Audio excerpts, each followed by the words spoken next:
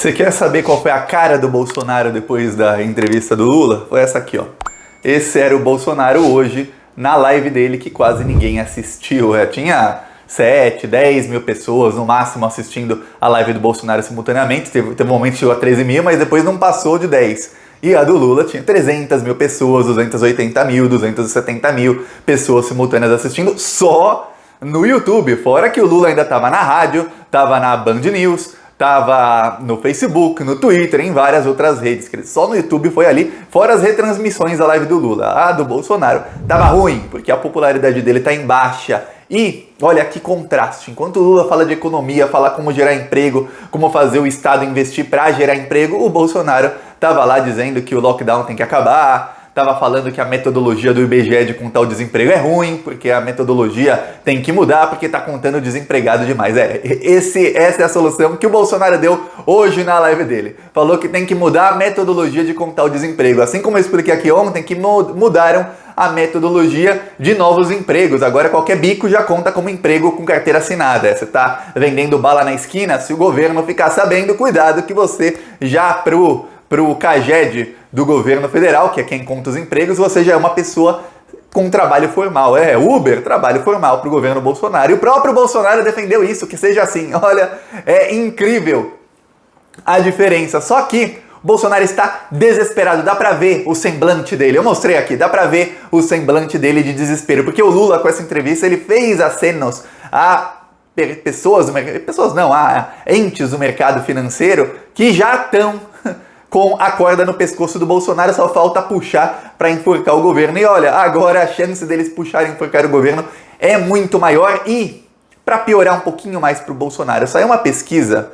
E essa pesquisa piora não só para o Bolsonaro, mas para todo aquele centro que quer frente ampla. Essa é uma pesquisa que mostra que o Haddad, se fosse eleição hoje do governo do São Paulo, o Haddad teria 23% dos votos e seria o primeiro nas simulações de primeiro turno. Não teve simulação de segundo turno. Quer dizer, o Haddad.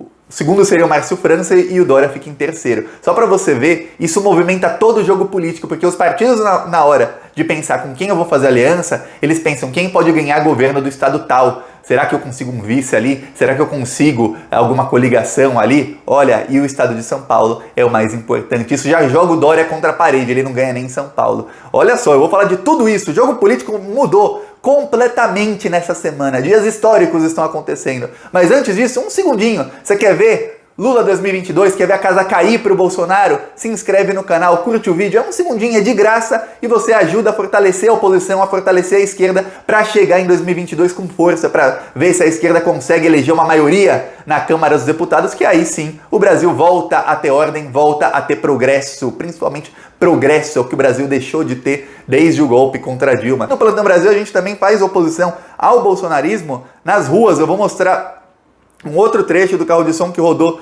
em Nova Marabá, rodou na segunda-feira esse carro de som. E assim que eu tiver mais, porque continua rodando o nosso carro de som lá. Esse aqui rodou por 5 horas lá no fim de semana, depois rodou mais 5 horas na segunda-feira. A gente está indo para cima do bolsonarismo. Vamos falar sobre o assunto do vídeo, que é o Bolsonaro está acuado. Olha, se o Bolsonaro já estava desesperado, cercado por todos os lados, agora a coisa ficou bem pior. Por quê? Porque agora apareceu o Lula. E a entrevista do Lula pro Reinaldo Azevedo foi pontual, foi na hora certa e fez o aceno certo para o único setor que ainda tinha alguma dúvida. Já deu ultimato ao Bolsonaro, mas tinha dúvida. Será que a gente vai com tudo para cima do Bolsonaro ou não? Por quê? Porque o mercado financeiro, que é esse setor, eles têm medo de derrubar presidente. No caso da Dilma não tiveram, porque eles odiavam o PT mais do que tudo. Mas eles achavam que ia dar certo colocando o Temer, que ia virar aquele paraíso para eles. Não virou. Estão perdendo bilhões agora, estão perdendo muita grana. Aí eles até chegaram a apoiar o Bolsonaro contra o Haddad e tudo mais.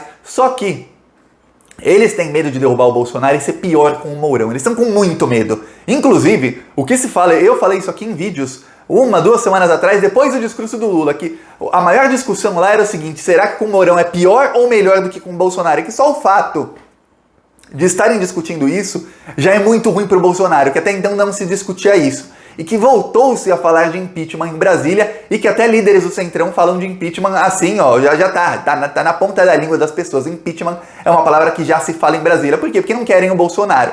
Aí quando aparece, olha, aconteça o que acontecer, tem lá em 2022 o Lula, ele sabe como fazer, ele mostra como fazer. Ele diz, olha, não dá para privatizar aqui, não dá aqui, não dá aqui, não dá, por causa disso, disso e disso, mas a gente pode fazer isso, aquilo. Ele dá a receita para o mercado financeiro de como fazer o Brasil crescer, e ele fala, a gente precisa que todo mundo, o trabalhador, tenha uma vida boa, porque aí vocês vão lucrar e lucrar muito. Não adianta o jeito que tá. O jeito que tá, vocês vão acabar definhando, a não ser ruralista que vende só para o mercado externo, que não depende do mercado interno, e que se as pessoas forem pobres não tá nem aí. Um ruralista não tá nem aí. Se ele tiver todo mundo aqui virar zumbi no Brasil e o cara continuar com a plantação dele, ele puder destruir todo o país para fazer virar pasto, para ele vender para o chinês, ele vai fazer isso. É isso que o ruralista pensa. Mas o pessoal do mercado financeiro não é o ruralista. Eles precisam do mercado interno. Senão, não dá para eles. Eles perdem, seja a médio ou a longo prazo ou até a curto. Mas agora o Lula apareceu. Aí, só isso já coloca muita pressão no Lula. Só que quando ele faz esse aceno, e você tem no campo que se chama de centro, mas todos apoiaram a extrema-direita, o próprio Lula falou isso. Eu tenho lá o Fernando Henrique, o Dória, esse pessoal fazendo manifesto pela democracia, dizendo, somos aqui uma força aqui, que o mercado financeiro vai nos apoiar na hora certa e não sei o que, a gente vai tentar um candidato. Só que eles não têm voto. Aí o Lula faz esse aceno. O mercado financeiro tende a ir para o lado do Lula. Aí quando você junta essa parte, com o Lula dá, com o fato de que em São Paulo, pela primeira vez, o PT tem uma chance muito grande de eleger o governador. São Paulo é o maior estado do Brasil, com a maior verba, com tudo, com o maior número de pessoas. O São Paulo é o maior estado do Brasil. Enfim, o Haddad tem uma chance muito grande de se eleger governador. O segundo na pesquisa é o Márcio França. O Dória fica em terceiro. Em alguns cenários, tem cenário que colocaram o Alckmin e o Dória, como se o Dória fosse sair do PSDB ou alguma coisa assim. Nesse cenário, o Dória fica atrás do Alckmin. Olha só como tá ruim a coisa pro Dória. Ele fica atrás do Alckmin em São Paulo. Esse é o cenário péssimo pro Dória. E o Haddad em primeiro. O Haddad com 23, no cenário em que o Dória e o Alckmin não estão juntos. Márcio França com 16 e o Dória aparece em terceiro atrás, com 12, 11. Tá ruim a coisa pro Dória, tá ruim.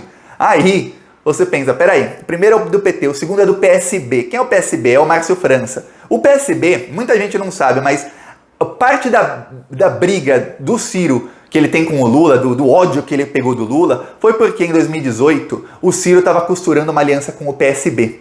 PDT, o Ciro é do PDT, e o PSB. Tem lá Márcio França, tem o João Campos, tem outras lideranças lá, e o Ciro estava tentando costurar essa aliança, de uma aliança de centro-esquerda. Chegou o PT, o Lula estava preso, chegou o PT, e aí todo mundo sabe que o Lula participava desse tipo de tratativa. O PT chegou e falou, olha, a gente vai sacrificar a candidatura da Marília Reis, do PT lá em Pernambuco, e vocês vão eleger o governador de Pernambuco do PSB. Em troca, você apoia o Haddad, a gente faz uma aliança aí, tem outras coisas também envolvidas, mas em troca o PSB apoiou o PT, não apoiou o PDT. O Lula queria o apoio do PSB e conseguiu. O Ciro ficou uma fera. O Ciro ficou bravo, chamou o Lula de traidor, falou que o Lula saqueou pelas costas, falou um monte. Foi aí que o Ciro ficou possesso com o Lula.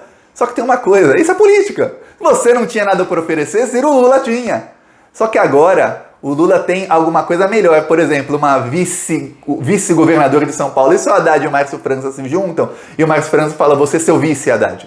Aí os dois juntos ganham até no primeiro turno. Olha só o tipo de coisa, não estou falando que isso vai acontecer, que estejam tratando disso, nada disso, não sei de nada sobre isso. Só que ter um candidato na frente em São Paulo dá uma barganha para o Lula que ele pode conseguir agora apoio de outros partidos. Ele tem o PSD, que é o partido do Kassab, que está com o governo Bolsonaro,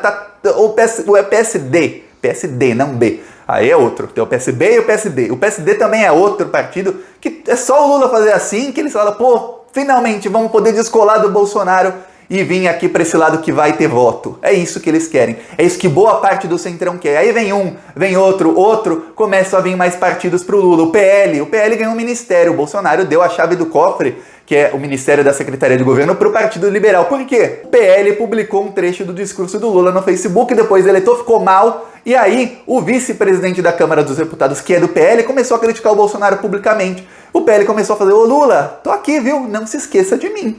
Aí o Bolsonaro foi lá, não, vou dar um ministério para esse partido. Só que não adiantou nada. O vice-presidente da Câmara dos Deputados continua criticando o Bolsonaro e falou que isso não muda nada na relação entre o Bolsonaro e o Centrão. Isso era... Olha aqui como é que foi em Marabá, olha só. Bolsonaro só foi eleito por causa de Sérgio Moro, que comandou a Lava Jato e prendeu Lula sem provas. Lula era o líder em todas as pesquisas em 2018. As mensagens periciadas mostram que Moro não agiu como juiz. Ele mentiu para prejudicar o PT e virou ministro do governo Bolsonaro. A própria esposa de Moro disse que Bolsonaro e Moro são um só. O New York Times descreveu isso tudo como o maior escândalo judiciário da história. Você se lembra quando Moro mandou investigar um porteiro do condomínio de Bolsonaro, no caso Marielle? A Lava Jato arrumou grandes empresas e deixou milhares de trabalhadores, pais de família, desempregados. Muitos dos empresários foram soltos pelo próprio Moro e continuam vivos. Assista Plantão Brasil no YouTube. Tá aqui falando umas verdades sobre o senhor Sérgio Moro lá em Marabá.